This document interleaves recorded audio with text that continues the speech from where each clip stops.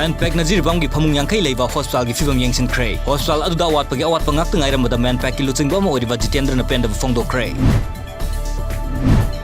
Taranipan suwa World Martial Art Festival gi ngasi mangani chanba numita toan ba leibak singi sanaroi singa thangta tambikre. Thangta masana asi malem gi miyamna pamba masana ama oiragle.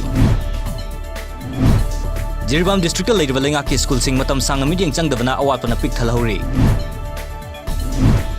Chief Minister na preside tawduna RIMS amasung JNIMS ki awatpa singi matangda review meeting pangthokre. Lengang na ikang thokle haina lauthokhiba taramna oi adu moinamak longmi singi awabadi lengang na thausadri haina Irawat Foundation Manipur gi Secretary General KH Gopen Luang na phongdokhre. India amadi Oman gi FIFA World Cup qualifier match hayeng Guwahati gi Gandhi Athletic Stadium da sanargani.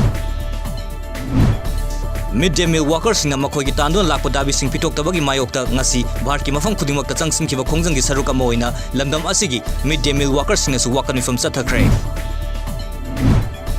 Maitramaya lekai de leva Yawol gi head office ta youth mental health awareness program ngasi loisin kre.